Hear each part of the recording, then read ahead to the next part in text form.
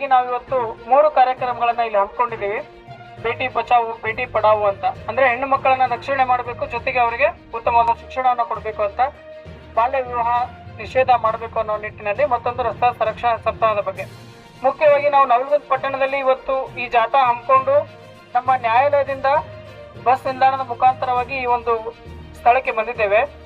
ನಾವು ಈ ಒಂದು ಸ್ಥಳದಲ್ಲಿ ಬರುವಾಗ ಅಬ್ಸರ್ವ್ ಮಾಡಿದ್ದಂದ್ರೆ ಯಾವುದೇ ಒಬ್ಬ ದ್ವಿಚಕ್ರ ವಾಹನ ಸವಾರರು ಸಹ ಹೆಲ್ಮೆಟ್ ಧರಿಸಿರಲಿಲ್ಲ. ಸೊ ಯಾಕೆ ಈ ವಿಷಯ ಬಂತು ಅಂದ್ರೆ, ನಾವು ನಮ್ಮ ಎಲ್ಲ ಮೊಬೈಲ್ಗಳಿಗೆ ಸ್ಕ್ರೀನ್ ಹಾಳಾಗುತ್ತೆ ಅಂತೇಳಿ ಸ್ಕ್ರೀನ್ ಗಾರ್ಡ್ ಅನ್ನ ಹಾಕಿಸ್ತೀವಿ. ಮೊಬೈಲ್ ಸ್ಕ್ರೀನ್ ಹಾಳಾಗಬಾರ್ದು, ಅದು ಚೆನ್ನಾಗಿರ್ಬೇಕಂತ ಸ್ಕ್ರೀನ್ ಗಾರ್ಡ್ ಅನ್ನ ಹಾಕಿಸ್ತೀವಿ. ಆದ್ರೆ ನಮ್ಮ ಸುರಕ್ಷತೆಗಾಗಿ ನಮ್ಮ ತಲೆಗೆ ನಾವು ಹೆಲ್ಮೆಟ್ ಹಾಕಲ್ಲ. ಯಾಕಂದ್ರೆ ಎಷ್ಟು ಜನ ಇವತ್ತು ನಾಟ್ ಫೋರ್ ಅಂತ ಅಫೆನ್ಸ್ ಅಲ್ಲಿ ಡೆತ್ ಆಗಿರ್ತಾರಲ್ಲ, ಅವರೆಲ್ಲ ಮೃತಪಟ್ಟಿರೋದು ಹೆಡ್ ಇಂಜುರಿಯಿಂದ. ಮುಖ್ಯವಾಗಿ ತಲೆಗೆ ಗಾಯ ಆದ್ರೆ ಸ್ಥಳದಲ್ಲೇ ಮರಣ ಆಗ್ತದೆ.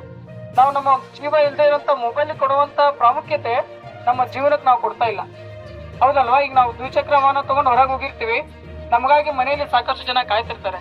ಅದು ನಮಗ್ ಬೇಕಾಗಿಲ್ಲ. ನಮ್ಮ ಹೇರ್ ಸ್ಟೈಲ್ ಹಾಳಾಗ್ತದಂತ ಗಂಡ್ಮಕ್ಳು, ಮೇಕಪ್ ಹಾಳಾಗ್ತದಂತ ಹೆಣ್ಮಕ್ಳು ಹೀಗೆ ಹೆಲ್ಮೆಟ್ ಧರಿಸೋದನ್ನ ಅವಾಯ್ಡ್ ಮಾಡ್ತಾರೆ. ಸೊ ಇದನ್ನ ನಾವು ಅವಾಯ್ಡ್ ಮಾಡ್ಬೇಕು. ಕಡ್ಡಾಯವಾಗಿ ಎಲ್ಲರೂ ಸಹ ಹೆಲ್ಮೆಟ್ ಅನ್ನ ಪೊಲೀಸರು ದಂಡ ಹಾಕ್ತಾರ ಅಂತೇಳಿ ನಾವು ಅದನ್ನ ಧರಿಸೋದಕ್ಕಿಂತ ಹೆಚ್ಚಾಗಿ ನಮ್ಮ ಜೀವನದ ಸುರಕ್ಷತೆಗಾಗಿ ನಾವು ಅದನ್ನ ಧರಿಸ್ತೀವಿ ಅನ್ನೋ ಮನೋಭಾವನೆ ಬಂದಾಗ ಅದರ ಒಂದು ಪ್ರಾಮುಖ್ಯತೆ ಬರ್ತದೆ. ಇನ್ನು ಹೆಣ್ಣು ಭ್ರೂಣ ಹತ್ಯೆ ತಡೆಯ ಬಗ್ಗೆ ನಿಮಗೆಲ್ಲ ಮಹಾಭಾರತದ ಕತೆ ಗೊತ್ತಿರ್ತದೆ. ಮಹಾಭಾರತದಲ್ಲಿ ಎಲ್ಲ ಕೌರವರ ಅಂತ್ಯ ಆಗ್ತದೆ. ಯಾರ್ಯಾರೆಲ್ಲ ಒಂದು ಕೆಟ್ಟ ಒಂದು ಕೆಲಸ ಮಾಡಿರ್ತಾರೆ ಎಲ್ಲ ಕೌರವರ ಅಂತ್ಯ ಆಗ್ತದೆ. ಆದ್ರೆ ಅದರಲ್ಲಿ ಒಬ್ಬರಿಗೆ ಅತ್ಯಂತ ದೊಡ್ಡ ಶಿಕ್ಷೆ ಬರ್ತದೆ. ಯಾರಿಗದು? ಅಶ್ವತ್ಥಾಮ. ನೀವು ಹೆಸರು ಕೇಳಿರ್ಬೋದು. ಅಶ್ವತ್ಥಾಮನಿಗೆ ದೊಡ್ಡ ಶಿಕ್ಷೆ ಅದು. ಅವನು ಜೀವಂತ ಈ ಕಡೆ ಸತ್ತದ್ದು ಇಲ್ಲ, ಬದುಕಿದ್ದಿಲ್ಲ. ಆ ರೀತಿ ಅವನೊಂದು ಶಿಕ್ಷೆ ಆಗ್ತದೆ. ಯಾಕೆ ಅವನಿಗೆ ಆ ರೀತಿ ಶಿಕ್ಷೆ ಆಯ್ತು? ಅವನು ಮಾಡಿದ್ದು ಹೆಣ್ಣು ಭ್ರೂಣ ಹತ್ಯೆ.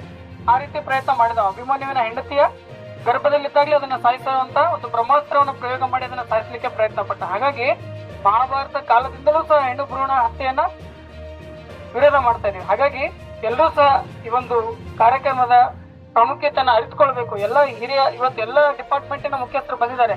ಪೊಲೀಸ್ ಇಲಾಖೆಯವರು, ನಗರಸಭೆಯಿಂದಾಗಿರ್ಬೋದು, PDPO ಆಗಿರ್ಬೋದು, ತಹಶೀಲ್ದಾರ್ ಆಗಿರ್ಬೋದು, ಎಲ್ಲ ಒಂದು ತಮ್ಮ ಕೆಲಸ ಕಾರ್ಯಗಳನ್ನು ಬದಿಗೊತ್ತಿ, ಎಲ್ಲಕ್ಕಿಂತ ಮುಖ್ಯವಾಗಿ ವಕೀಲರು ಎಲ್ಲ ಕೆಲಸ ಕಾರ್ಯಗಳನ್ನು ಬದಿಗೊತ್ತಿ ಇವತ್ತು ವಕೀಲರು ನ್ಯಾಯಾಧೀಶರು ನಿಮ್ಮ ಮುಂದೆ ಬಂದಿದ್ದಾರೆ ಅಂದ್ರೆ ಇದರ ಒಂದು ಪ್ರಾಮುಖ್ಯತೆಯನ್ನು ನೀವೆಲ್ಲ ಅರ್ಥ ಮಾಡ್ಕೋಬೇಕಂತ ಈ ಸಂದರ್ಭದಲ್ಲಿ ಹೇಳಿ ನನ್ನ 2 ಮಾತು ಮುಗಿಸ್ತೀನಿ.